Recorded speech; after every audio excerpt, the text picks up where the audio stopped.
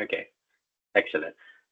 So thank you. As you can see, the topic of my presentation is an introduction to network meta-analysis. At any point, please feel free to interrupt me, or if there is any question in the chat, Isabel, Lina, and Carolina, please transfer it to me, and I will answer it immediately.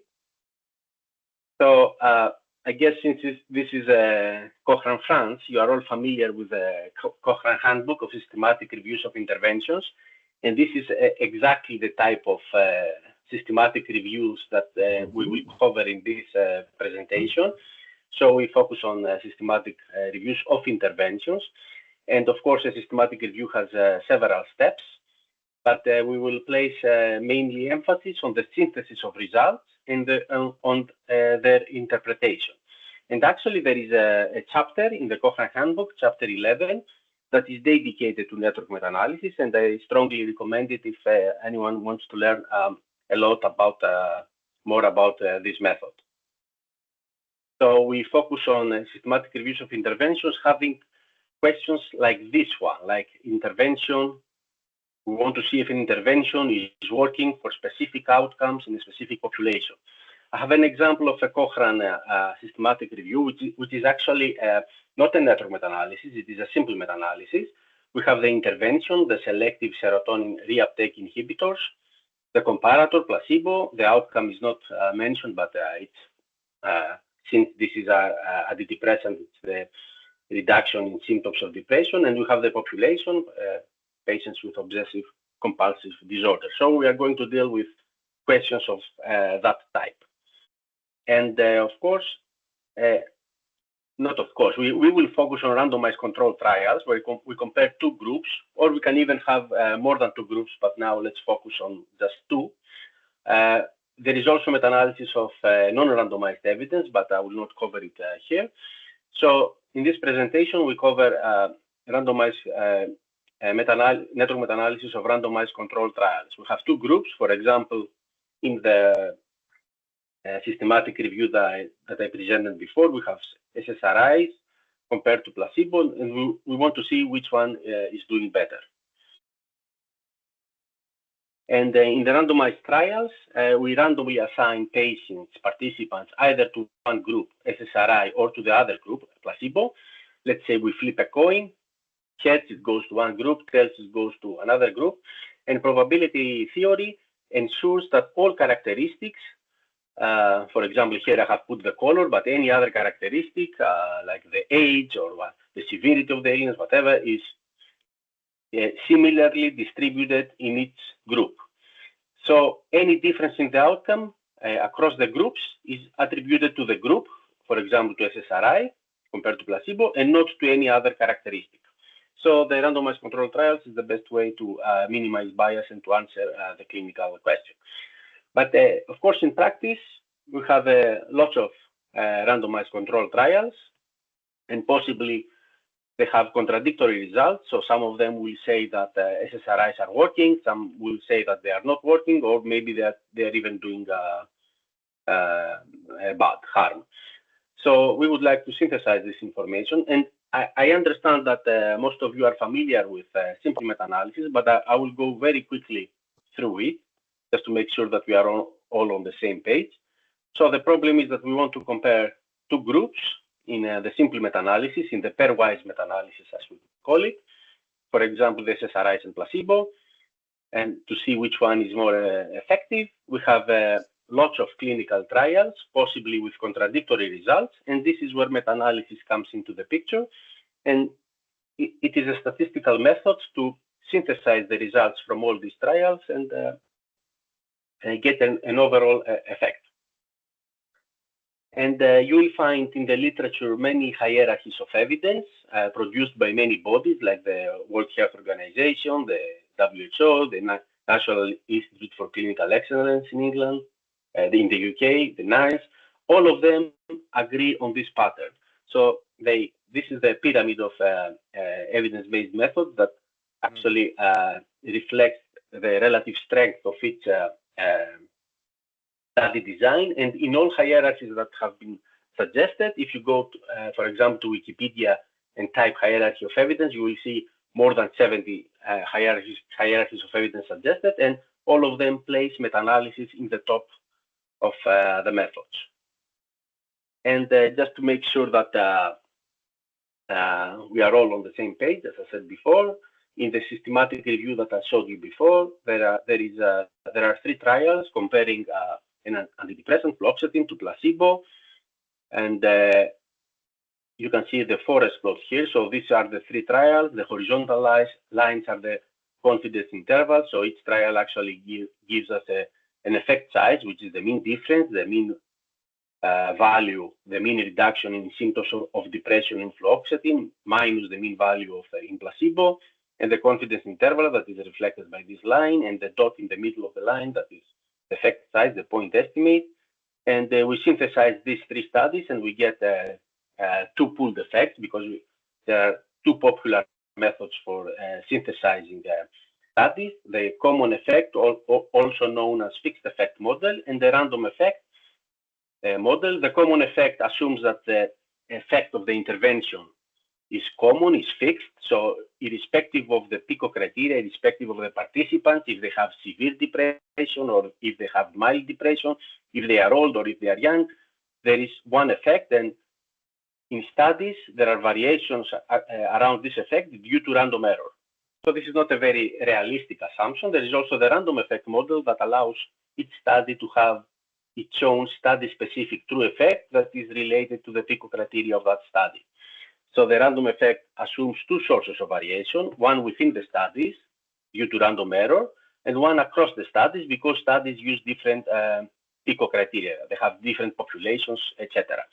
That is why the random effect diamond, this pooled effect, is always cannot be smaller than the common effect diamond, the common pooled effect.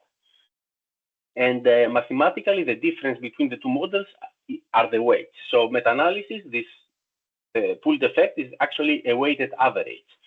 And each study, each effect size from each study gets a different weight. And you can see that they differ mathematically, the 2 models, in the weights they get.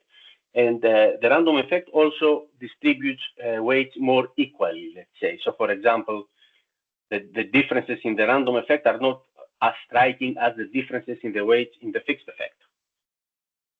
So this is the meta-analysis that I showed you, but actually this meta-analysis does not only compare fluoxetine to placebo, but also other drugs, other antidepressants like sertraline, fluvoxamine, and paroxetine, and citalopram. So there is not one treatment, but there are 5 treatments. Here we are interested in the effectiveness of SSRIs as a whole. We are not so much interested in the drug. We want to see if they are effective overall. So why do we do a meta-analysis? First of all, we gain power and precision. Instead of having many small trials, so for example, this trial has 40 people in each group.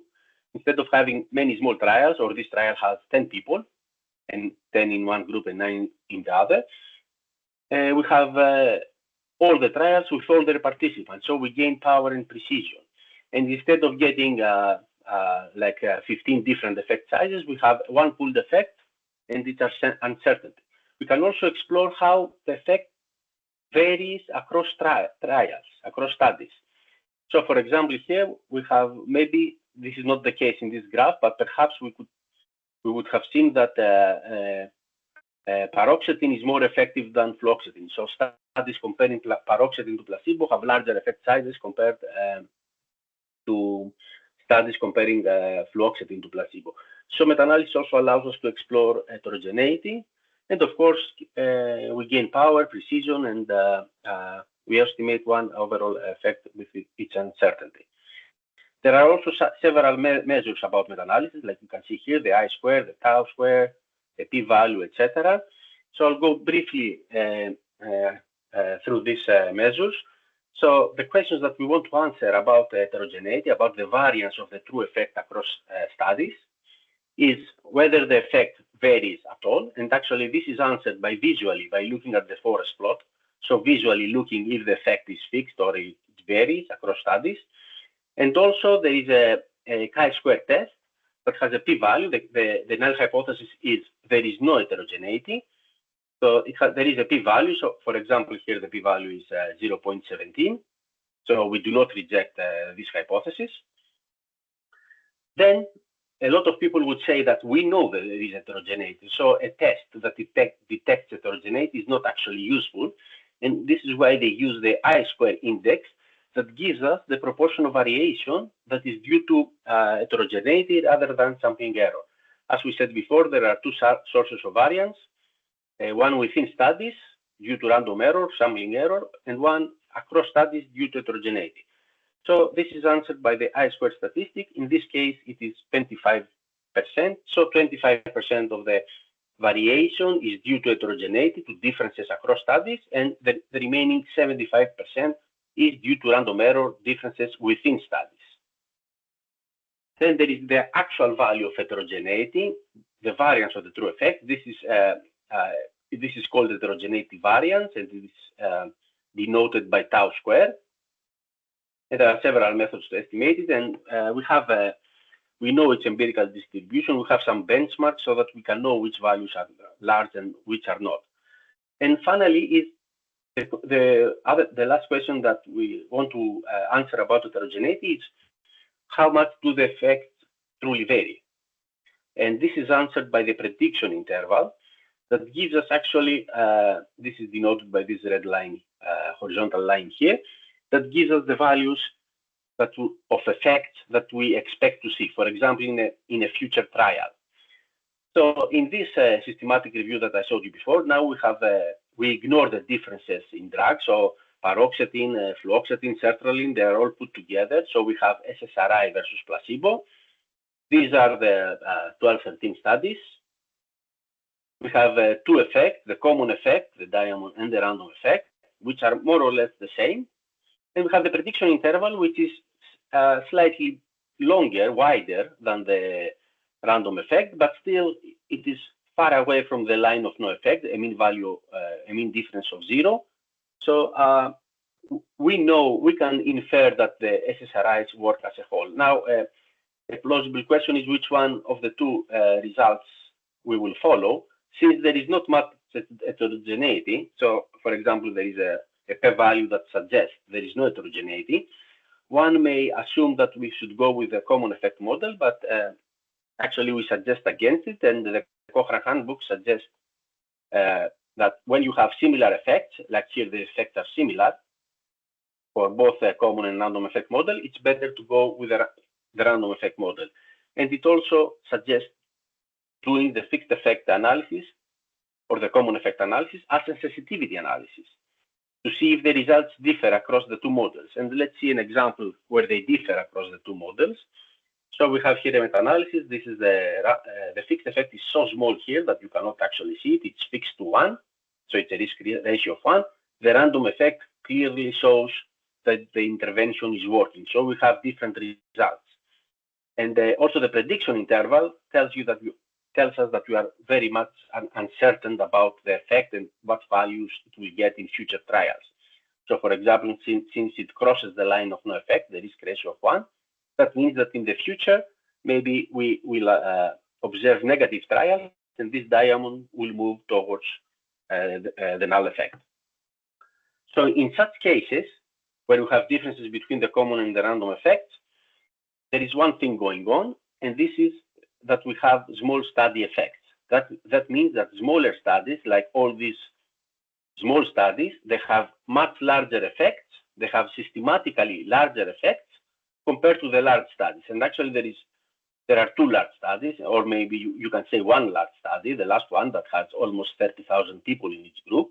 And you can see that in the fixed effect model, it gets 90% of the weight, whereas in the random effect model, it gets 18% of the weight, more or less the same with the second biggest study and the third biggest study. And all these studies that get around 0% in the fixed effect analysis, they get bigger weights in the random effect analysis. So in such a case where you have different results between fixed and random effects, the main question is how much you trust small studies. So for example, in this meta-analysis, technicians, not myself as a statistician, have said that for whatever reason, they do not trust the small studies. And this is one of the rare cases where the random effect can give you wrong results or worse results compared to the fixed effect. But either way, you can see that even with a random effect, the prediction interval suggests that we don't know what will happen in the future. The results are not conclusive. So I said all this as a small introduction to meta-analysis. Now we will go to network meta-analysis. Whatever we have said so far also holds for network meta-analysis. So nothing changes so far. And if there is any question, please feel free to interrupt me, or if you want me to go slower or faster, Isabel, Carolina, Lina, you can let me know if there is anything in the chat. So now we have three systematic reviews that have been published in the Cochrane library, in the Cochrane database of systematic reviews. And you can see that all of them have the same population, children and adolescents. They have the same outcome, anxiety disorders. They have the same comparator. Everything is compared to placebo. But you have here pharmacological therapies compared to pharmacological placebo, psychological interventions compared to a psychological placebo, exercise interventions compared to exercise placebo. So you can have several treatments, interventions for the same outcome and population. And if you read the conclusions of the first systematic review, you will see that pharmacological interventions work as a whole, but we need to know which ones are better. So there is a variation according to the therapy, for example, the antidepressant, and we need to know which one is better.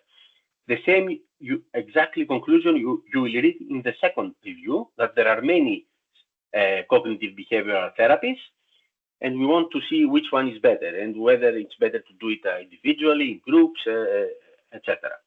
And also the last with exercise. There are different types of exercise, and we want to see which one is better. So we have lots of interventions in practice, and not just two or one, an intervention in the placebo group. So let's focus on the first one. And in practice, we have 21 new generation antidepressants. These are the names. And we want to see which one is the best, is better. So there are several meta-analyses, pairwise meta-analyses that have been published that compare a pair of these interventions. So, for example, there is one saying that mirtazapine is probably better, likely to be better than sertraline and paroxetine. Another one that says that sertraline is better than fluoxetine. Another one, venlafaxine, is better than fluoxetine, etc., etc. There is no way one can actually gather all this information and make something useful out of it. And we need a different framework to analyze all the studies at the same time and produce effects that include all these studies in the network. So let's go back to the first systematic review that we showed. We have 3 studies comparing fluoxetine and placebo. These are the 3 studies.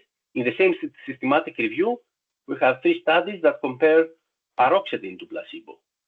And we want to see the relative effect between fluoxetine and paroxetine. So we want to estimate an indirect effect. And we can do that because both of them are compared to placebo. They share a common comparator. And for example, here the effect is minus 3.37.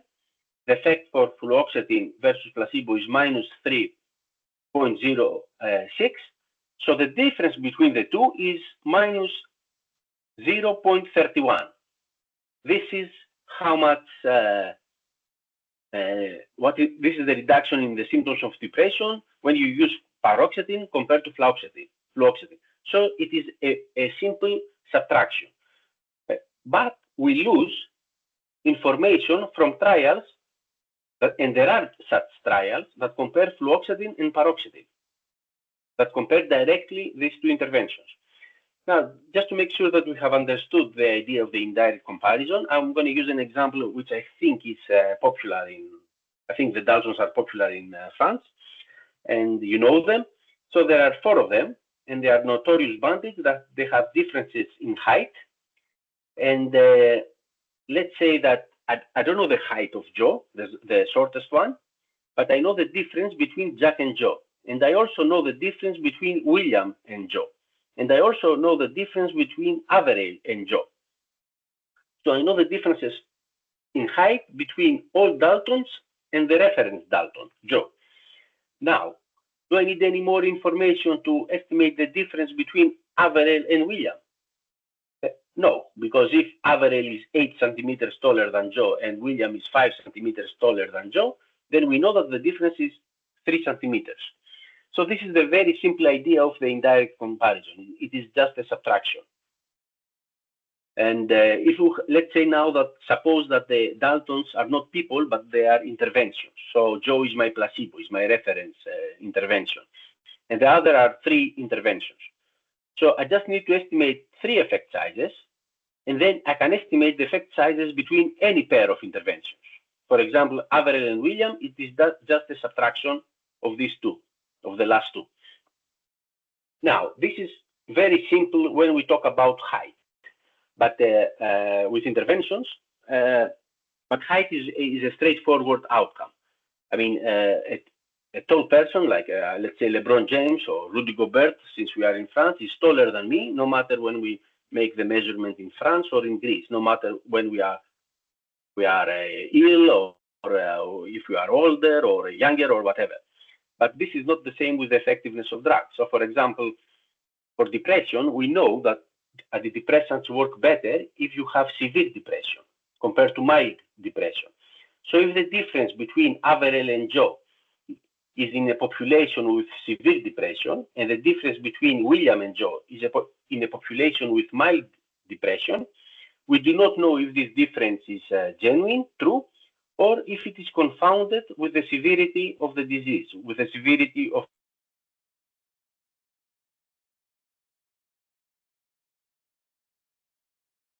I can't hear you, Dimitris. Yeah, we lost you. You muted the phone. You're muted.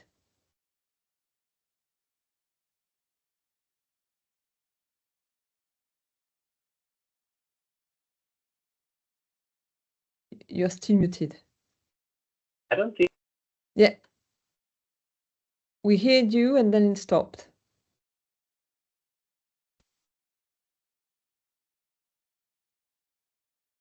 Now you hear me?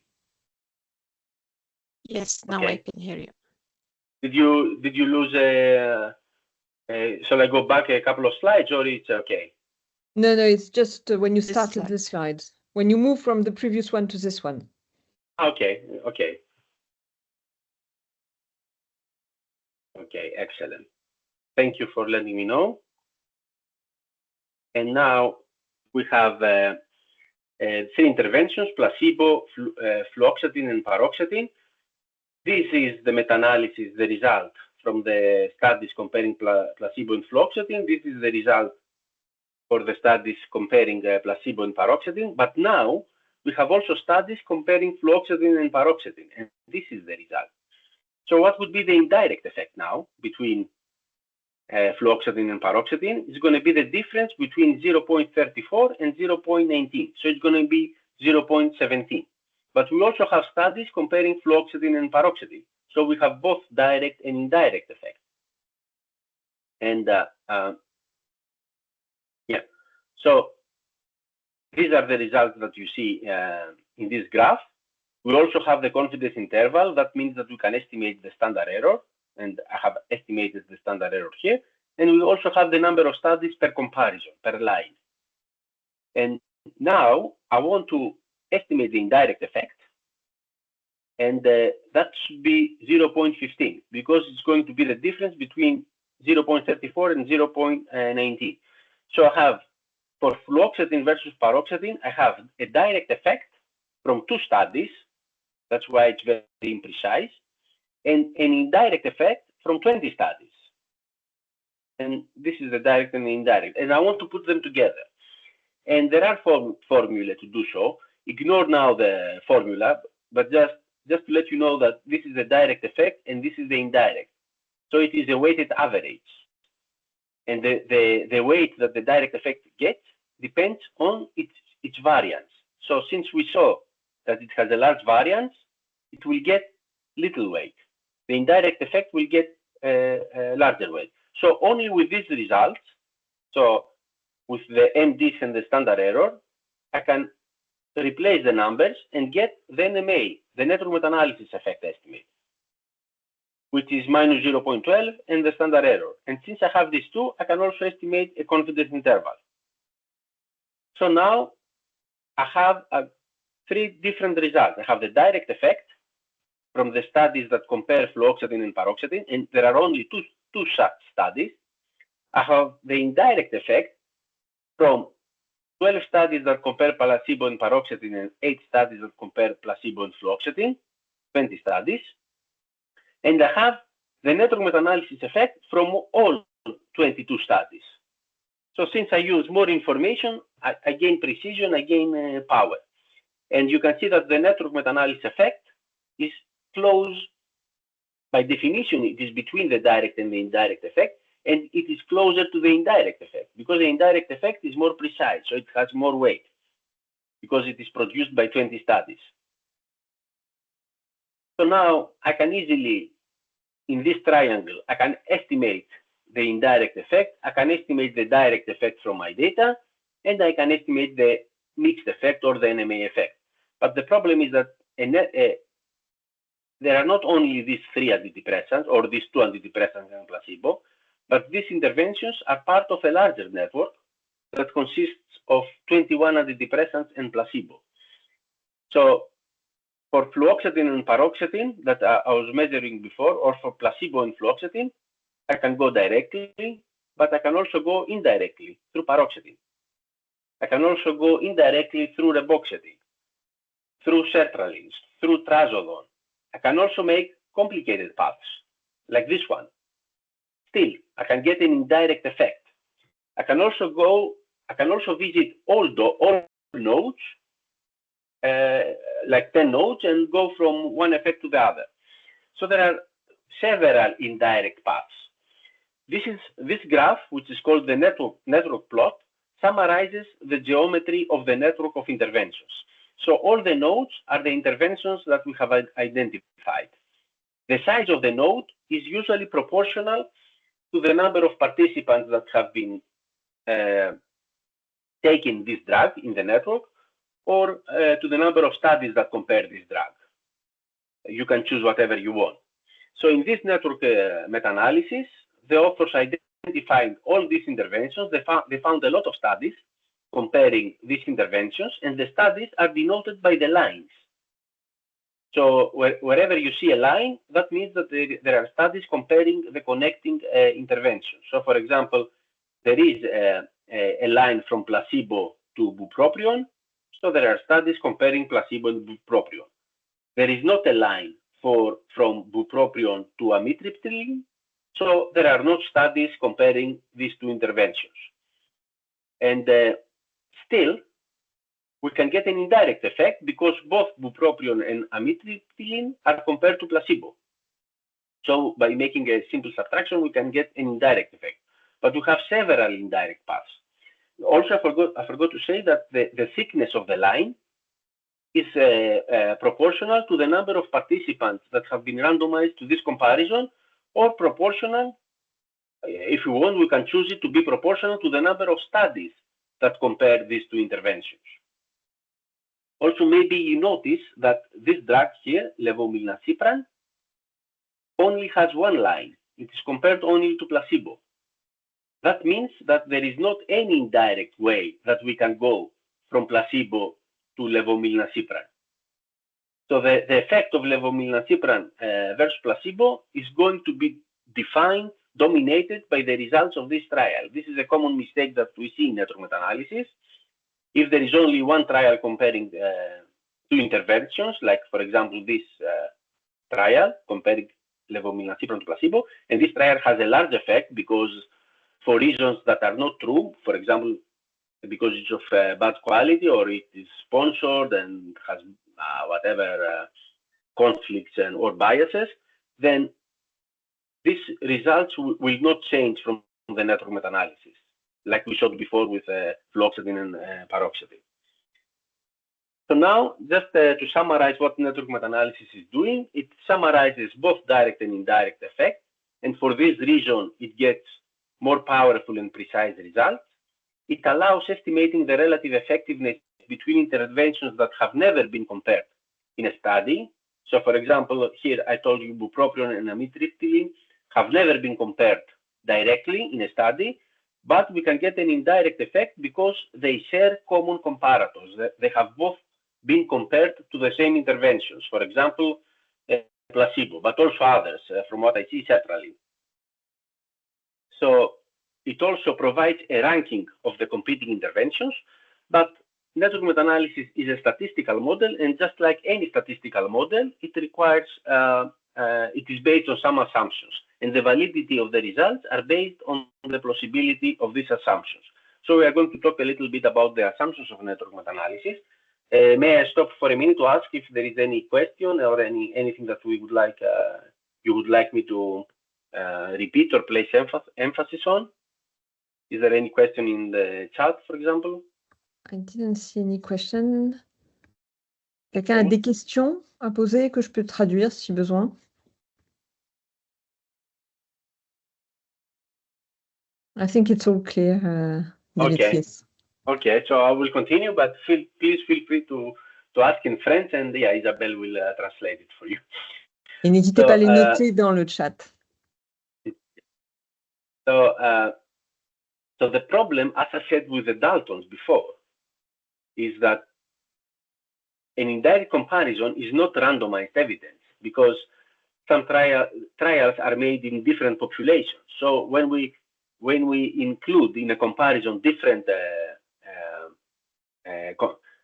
trials, maybe the result is confounded with the trial characteristics. For example, I'll go very quickly to the example with paroxetine and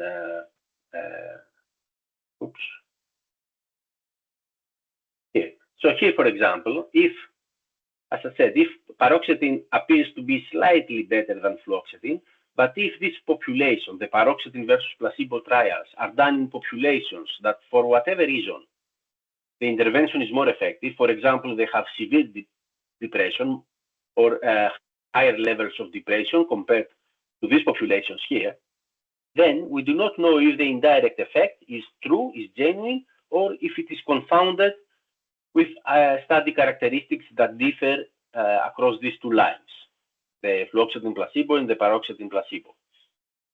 So an indirect comparison is not randomized evidence. So within randomized controlled trials, we have randomized evidence. Participants are randomized to go to one treatment or the other, but this is not the case for indirect comparisons.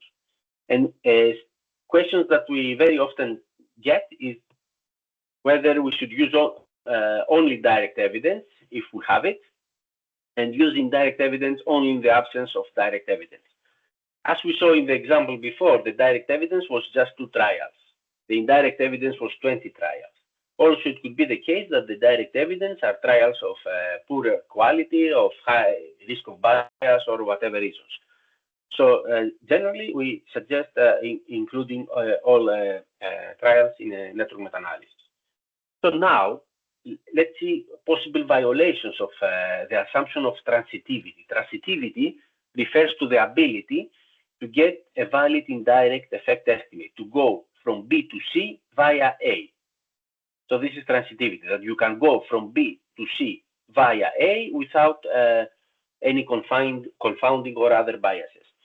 So one of the first things that we look at is whether the anchor treatment, the common comparator, is similarly defined in A/B trials and in AC trials. So, for example, suppose that we believe that larger doses are for a drug are more effective. If A/B trials have a larger dose compared to AC trials, then we have a problem. If they have a similar distribution of dose, then we can say that it is valid to go from B to C via A. A common example where this assumption is violated is when the common comparator is, for example, the usual care, and you have A/B trials in, let's say, in high-income countries and AC trials in low-income countries, or in countries with very different health systems. So the usual care in the A/B trial is probably different than the usual care in the AC trials. So the network is broken, so that you have two usual cares instead of one. In the example that I said before about the three Cochrane reviews, one for pharmacological intervention, one for psychological interventions, and one for exercise interventions, we cannot put them all together because the pharmacological placebo is different than the psychological placebo and is different than the exercise placebo. So this is one of the first things that we look at. Then suppose that you have this triangle of interventions and A/B trials are done in adolescents and AC trials in children. So is it valid to go from B to C? The answer here depends on whether we believe that age is an effect modifier. If we don't think it's an effect modifier, then we can go from B to C. Otherwise, we know that the result, indirect effect, is confounded with the age, with age, and we may get a biased effect. And of course, the effect modifier should be defined a priori, and we usually define 4 to 5 possible effect modifiers.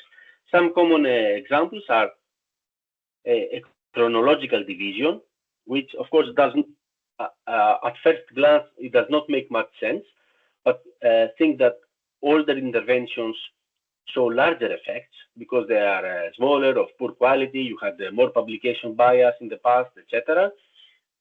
Another one is the geographical separation, for example, developed versus developing countries, age. A very common one is the baseline risk, the severity of the illness. So these are some examples that we look at. So we want the A/B studies and the AC studies to have a similar distribution on some a priori defined effect modifiers.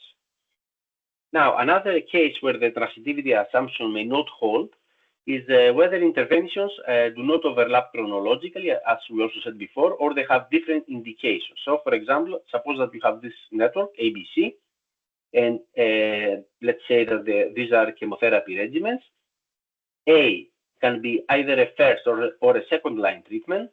B is a first line treatment, and C is a second line treatment. That means that participants randomized to C would have never been randomized to B, and vice versa. So a major assumption that network meta-analysis is doing is that all participants in all the studies that we have identified in our systematic review are eligible for all interventions. Any intervention from the network can be assigned to them. And also, if there is a poor chronological intervention, so for example, here I'm interested for interventions about in populations with chronic kidney disease. I'm interested in these two interventions, ACE and ARB. But we see that studies comparing ACE to placebo are much older compared to studies comparing ARB to placebo. And we know that in the past we have large effects. So this 50% of studies that was done before 2000 will probably have larger effects, and this will confound the indirect effect between ACE and ARB. Because, as we said before, all the trials have exaggerated effect sizes due to many reasons, including publication bias, poor quality, etc. So, in a nutshell, what transitivity requires, we want to have a similar distribution of effect modifiers across treatment comparisons. We want to have a similar definition of nodes across treatment comparisons. We want interventions to overlap chronologically. And in principle, all participants should be eligible for any of the available interventions. All this can be done clinically, let's say, just by looking at the studies. It's very difficult to do this mathematically.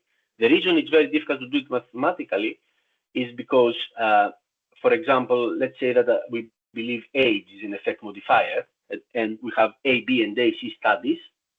But we have only one AB studies and 3 AC studies. So we cannot actually compare the age distribution with 1, 2, or 3 data points. So it's very difficult to do it mathematically. So mostly we focus on the transitivity assumption clinically by looking at the PICO criteria of the studies and carefully examining the studies. Now, some steps when conducting a network meta-analysis. Actually, shall I ask you if there is any question? Yes, not? No questions yet, yeah. No question, okay, so I will continue. So I have summarized the steps in 5 steps. One is the exploring the geometry of the network, then getting the effect estimates, estimating inconsistency. Inconsistency is the statistical manifestation of transitivity. We cannot explore transitivity, but we can explore whether direct effects and indirect effects are in agreement. I'm going to talk very briefly about that. Some ranking metrics, and how to appraise confidence in the effect estimates that we get in the end. Now, about the geometry of the network, we showed a lot of network plots. These are the most important plots. We can make them more beautiful. We can give a lot of extra information in the plot. So, for example, here, all the edges and the nodes have put colors like yellow, green, or red. The yellow, if, for example, for the edges, if the weighted average risk of bias in the line, in the comparison, is clear risk of bias, green if it's at low risk of bias, red if it is at high risk of bias. So you can include more information in the networks. Another thing that you can do is actually put the how many studies compare the 2 interventions and how many participants. So, for example, in this network of orthodontic interventions, you have one study comparing innovation, art to conventional, whatever this is, I'm not sure what it is. And this one study has only 60 participants. There are 6 studies comparing Damon to conventional, and these 6 studies have 335 participants, etc. Now, of course, the most important is the effect estimates, and usually we get all the effect estimates. So these are the interventions from the large antidepressant network that I showed you before. We get all the effect estimates versus a reference one. So, for example, placebo. So this is the forest plot in the network meta-analysis. When we refer to a forest plot, we do not refer to the effect sizes of the studies, but to the effect sizes of the comparisons versus a reference one. So we can see that everything works compared to placebo. Then we have another outcome, acceptability, which is actually the dropout rate. It's like a proxy for side effects. And we can see that some interventions are better than placebo. Most of them are not statistically significant. That's why you have this gray color. And actually one is even worse. And of course, one may be interested not in the effect sizes of interventions versus placebo, but in the relative effects between any pair of interventions, and we can do that with the league table. So here we have all interventions and all possible effects. It's difficult to read it. We have the effects and the confidence interval, and for example, we have put here in black letters the statistically significant effects. So these are odds ratios, so the confidence intervals that do not include one. So very quickly that we can see that most antidepressants are better than reboxetine. We see a lot of statistically significant results. So in the lower diagonal, we have the efficacy outcome. In the upper diagonal, we can put another outcome. So for example, acceptability, or we can put, it's very common to put only the direct effects. So for the same outcome, the lower diagonal shows the network meta-analysis effects, and the upper diagonal shows the direct, the simple meta-analysis effects.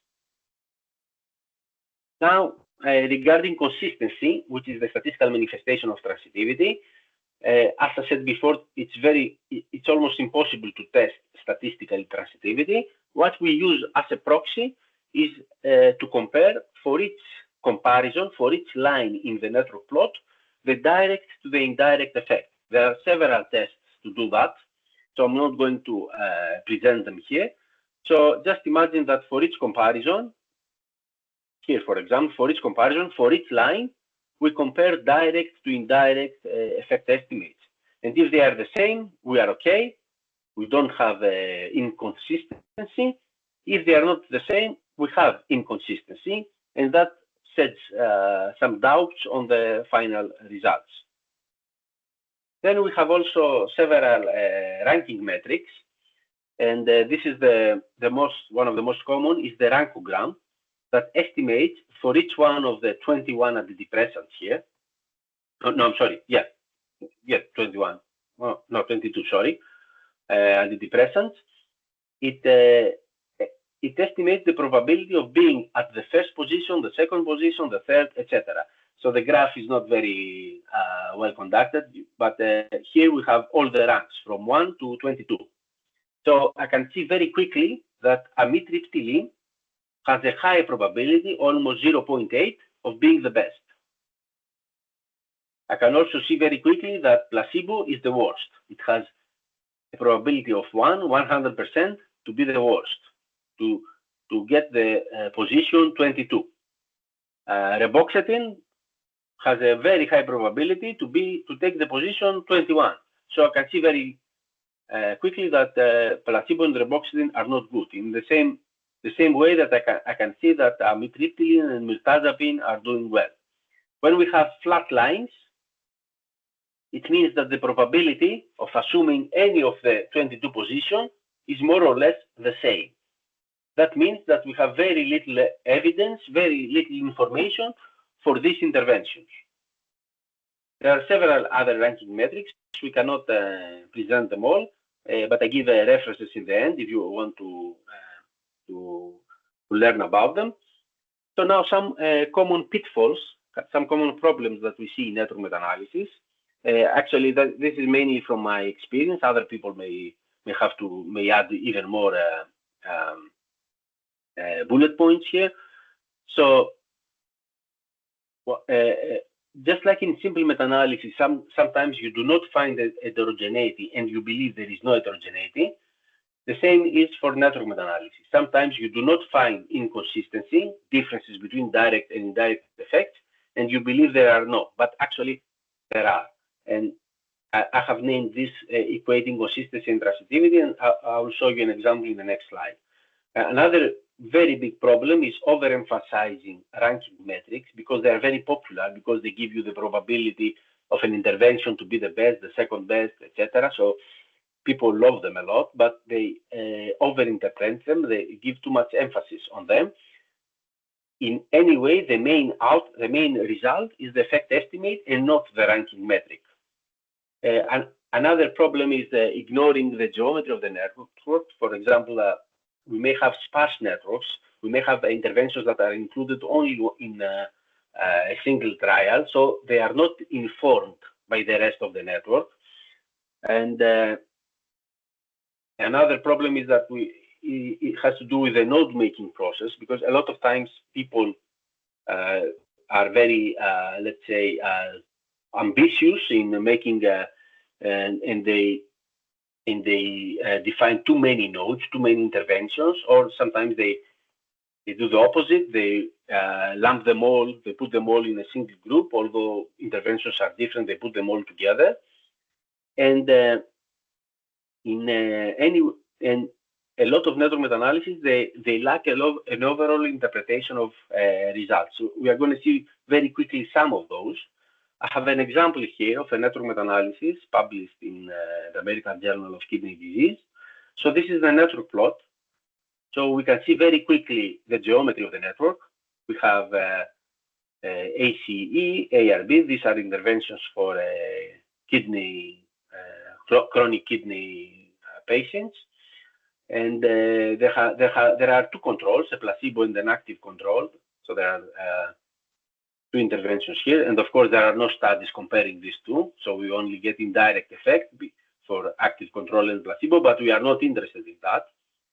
And we can see that both ACE and ARB are effective compared to placebo. These are odds ratios, and you can see that the confidence interval do not include one.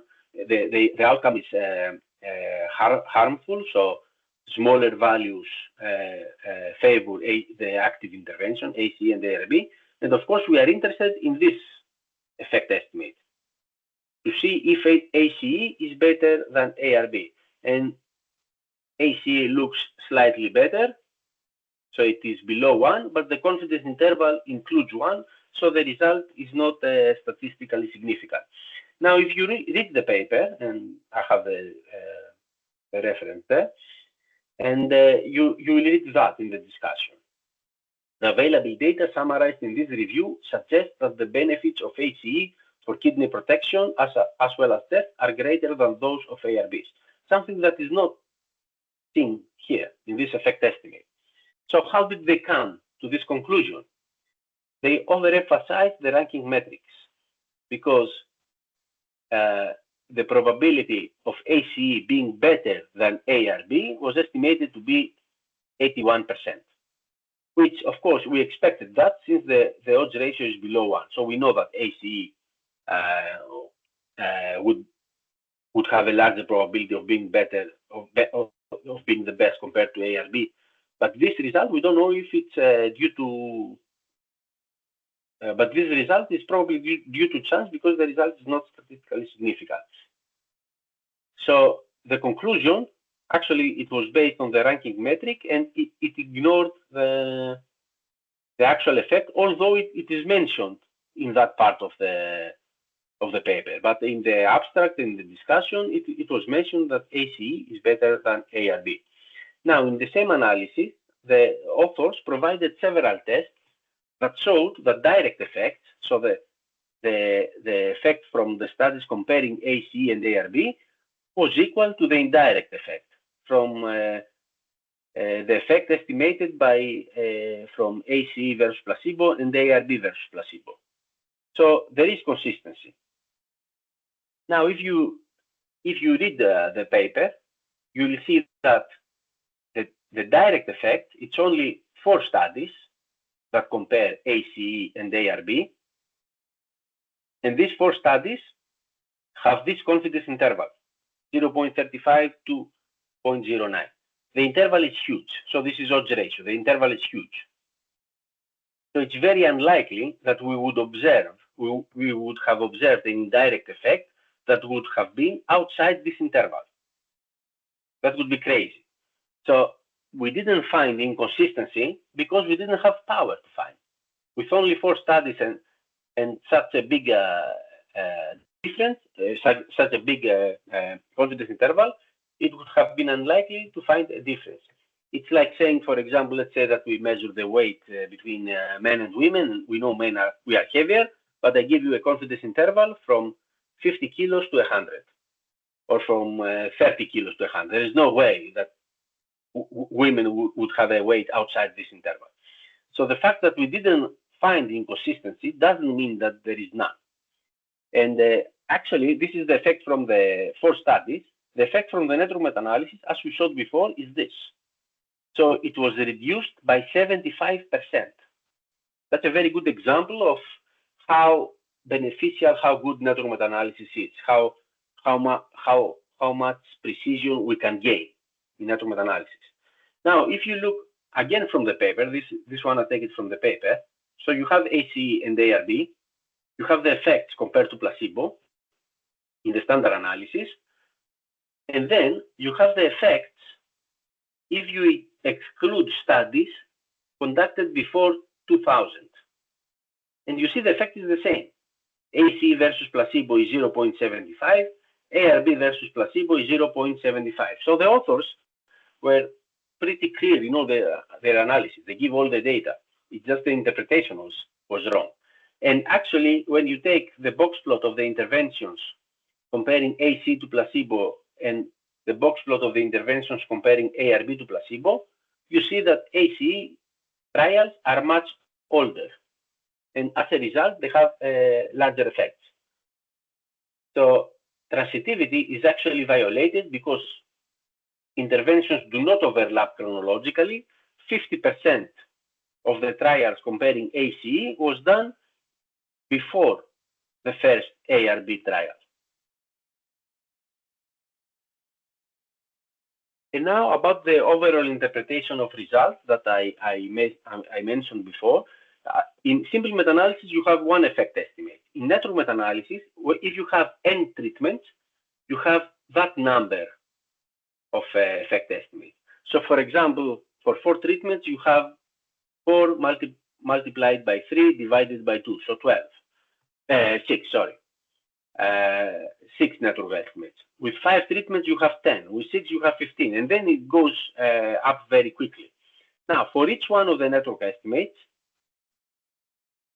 we can estimate all these criteria, the risk of bias, the indirectness, if each study has a PICO criteria similar to the ones that we have set for these systematic reviews, the heterogeneity. Incoherence refers to inconsistency. Imprecision, it's for each effect estimate how precise it is. Across study biases have to do with publication bias and selective reporting.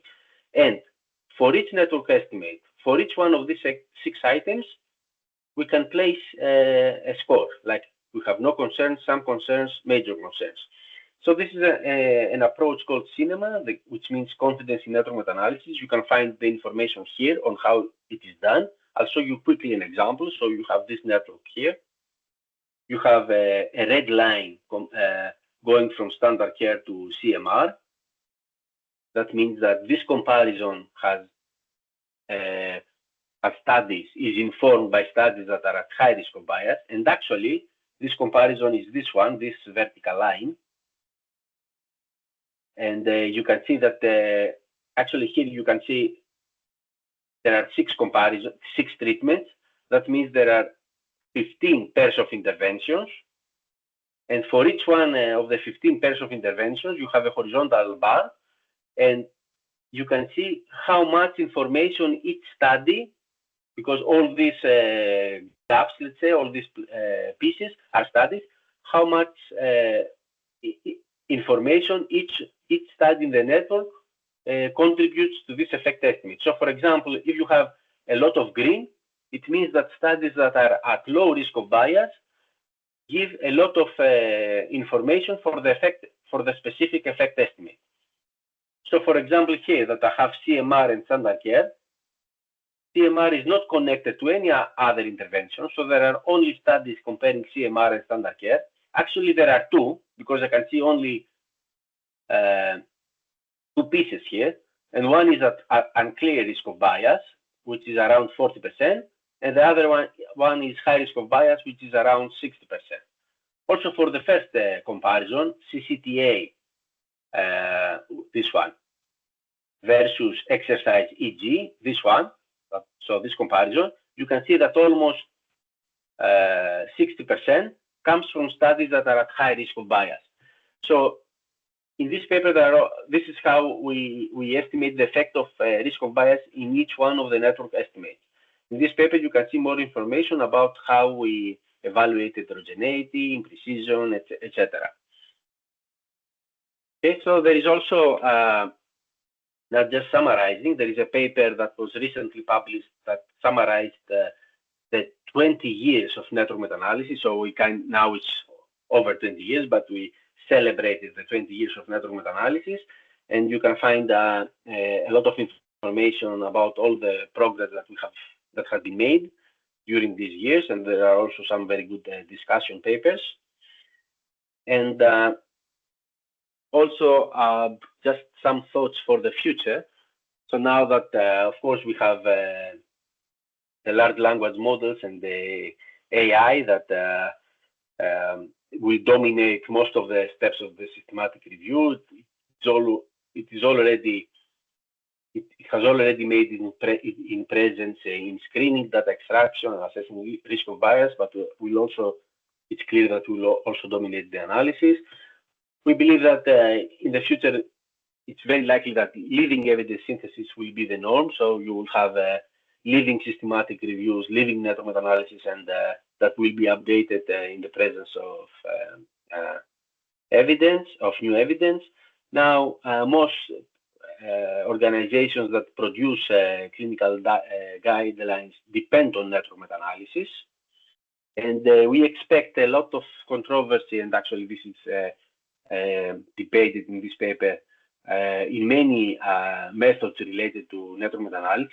For example, on how to include the data from single-arm studies, which in some cases, for example, oncology, they are very common, or how to include multiple doses or results from multiple points. And of course, now it's more common to have access to individual participant data, and there are constantly new methods being developed on how to synthesize both individual participant data and aggregate data.